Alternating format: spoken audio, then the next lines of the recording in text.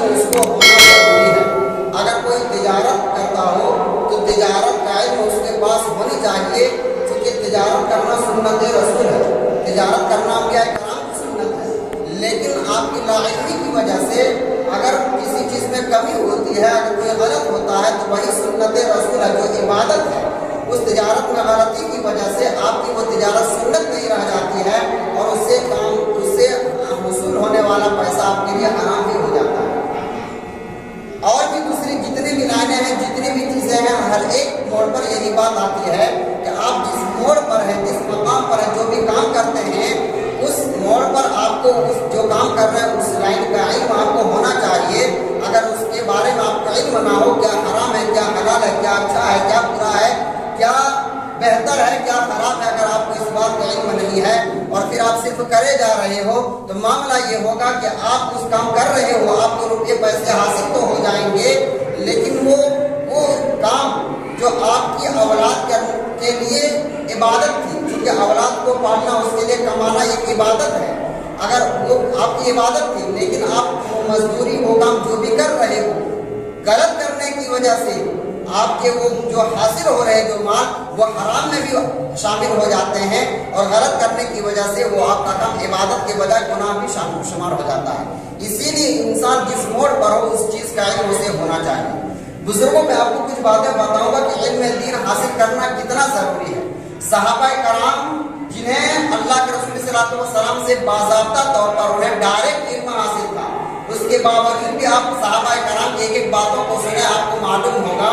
حضرت ایوب انصاری رضی اللہ تعالیٰ عنہ، حضرت ایوب انصاری رضی اللہ تعالیٰ عنہ وہ ذات ہے، وہ صحابی رسول ہیں جن کے گھر پر جب حضور تشریف لائے، مکہ سے مدینہ تشریف لائے، تو انہی کے گھر کے سامنے اونٹنی بیٹھی تھی اور حضور اکرم صلی اللہ علیہ وسلم حضرت ابو ایوب انصاری رضی اللہ تعالیٰ عنہ کے گھر آنا فرماتے۔ حضرت ایک وہ آیا کہ حضرت ابو ایوب انصاری رضی اللہ تعالیٰ عنہ مدینہ شریف سے مصر سفر کرتے ہیں، اور مصر سفر کرتے ہیں، وہاں ایک صحابی تھے جن کا نام ابو عامر عقبہ رضی اللہ تعالیٰ عنہ ہے، ان کے پاس جاتے ہیں اور جانے کے بعد ان سے ملاقات ہوتی ہے۔ حضرت ابو عامر عقبہ رضی اللہ تعالیٰ عنہ پوچھتے ہیں کہ آپ صحابی رسول حضور کے بہت قریبی صحابی ہیں اور آپ نے اتنے لمبے سفر اتنا سفر کیوں کیا، اس کی وجہ کیا تھی؟ حضرت ابو ایوب انصاری رضی اللہ تعالیٰ فرماتے ہیں کہ میں نے صرف اس لیے سفر کیا ہے، میں صرف اس لیے آیا ہوں تاکہ میں نے یہ سنا ہے کہ آپ کے پاس حضور کی ایسی حدیث ہے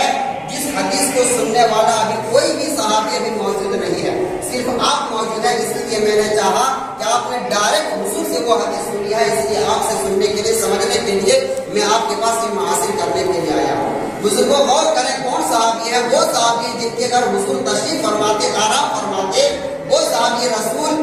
مدینہ شریف سے مصر دوسرے ملک جاتے ہیں۔ یہیں تک نہیں بلکہ اللہ کے رسول صلی اللہ علیہ وسلم نے ایک موقع پر فرمایا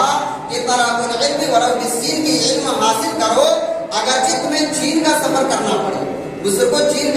کی ایک مثال دی گئی ہے، یعنی آپ کو دور دراز دوسرے ملک دوسرے شہروں کا سفر کرنا پڑے پھر بھی تم علم کا ضرور حاصل کرو۔ بزرگوں علم حاصل کرنے کی بات ضرور کہی گئی ہے، اور علم اتنا علم حاصل کرنا جس سے اپنے فرائض کو جان لے، حرام و حلال کو جان لے، اتنا ہر ایک پر فرض ہے۔ لیکن بزرگوں علم کی جتنی بھی فضیلتیں بیان کی جاتی ہیں وہ ایک جگہ ہے، اس کا یہ بھی مطلب نہیں نکالا جا سکتا کہ دنیاوی علم حاصل نہیں کرنا چاہتے۔ دنیاوی علم حاصل کرنے سے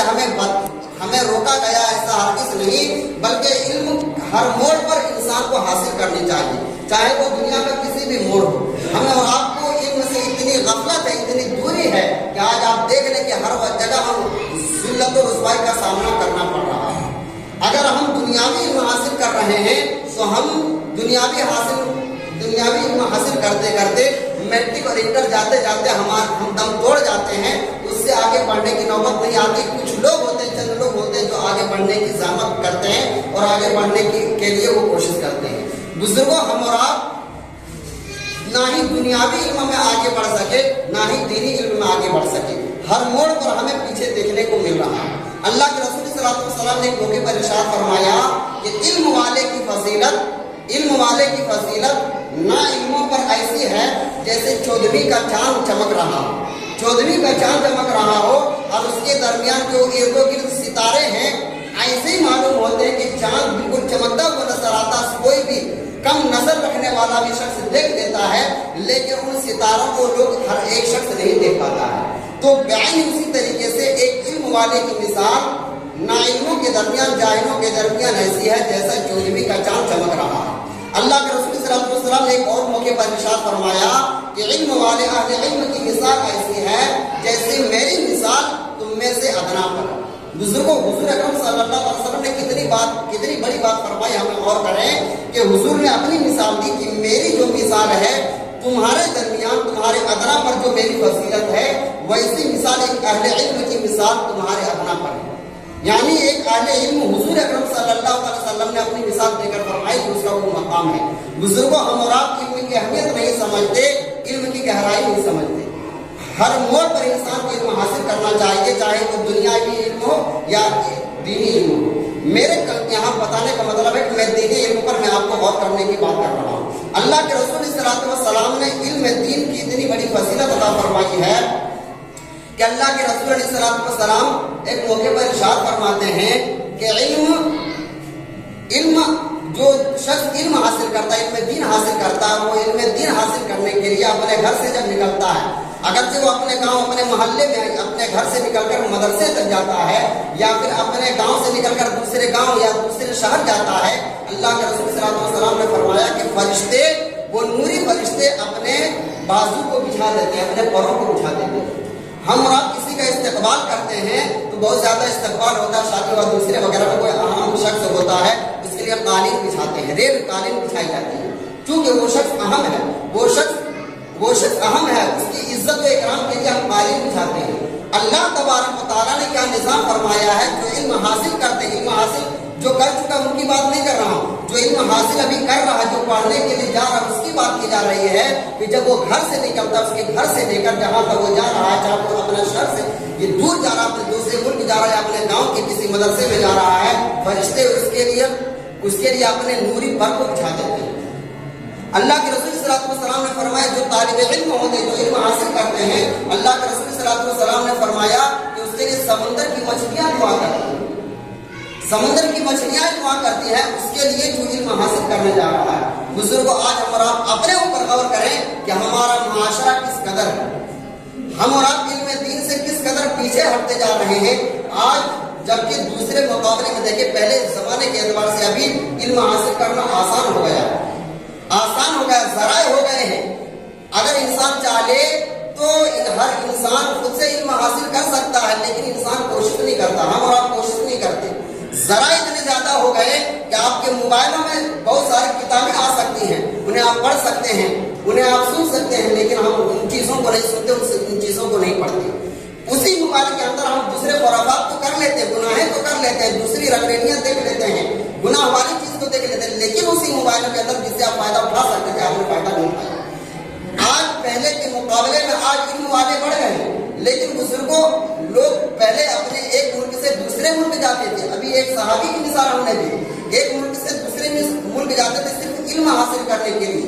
आज हम अपने घर से दूसरे घर जाने की बात तो दूर, अगर हमारे साथ रहने वाला शख्स अगर कोई जानता है, उससे पूछने के लिए तैयार नहीं। तीन दौर होता है, एक दौर वो होता है जो बचपने का होता है, एक जवानी का होता है, एक बुढ़ापे का होता है। अल्लाह के रसूल सल्लल्लाहु अलैहि वसल्लम ने फरमाया इल्म हासिल करो माँ की गोद से लेकर कब्र तक। आज हम बच्चे पर कुछ जोर देते हैं कि चलो बच्चा इल्म हासिल करो, वो बच्चा कुछ शऊर उसके अंदर आ जाता है, कुछ अक्ल आ जाती है, वो बच्चा सोचता है कि अब हमें इल्म की जरूरत नहीं है। नादानी में उसकी थोड़ी सी इल्म अपने आप को अक्लमंद शुमार करने लगता है, और फिर अक्लमंद शुमार करते हुए वो नादानी की वजह से इल्म से दूर रह जाता है। जवान होता है, वो समझते कि अब हमारी ये इल्म हासिल करने का दौर नहीं रहा, अब तो कमाने का दौर आ गया, वैश परस्ती का दौर आ गया, अब हमें घूमने का दौर आ गया। वही शख्स जब बूढ़ा होता है, उसे एहसास होता है कि हमने इल्म हासिल नहीं किया, और जगह जगह जब ठोकरें खाने को मिलती है एहसास होता है, लेकिन उसे पूछने की हिम्मत नहीं होती। अगर कोई जानने वाला उसके पास पूछने की हिम्मत नहीं होती, ये सोचता है कि हमसे छोटा है, हम कैसे इससे पूछें। हम अगर पूछेंगे तो हमसे छोटा है, शायद वो अपने आप को कमतर समझता है। अल्लाह के रसूल सल्लल्लाहु अलैहि वसल्लम ने फरमाया कि माँ की गोद से लेकर कब्र तक इल्म हासिल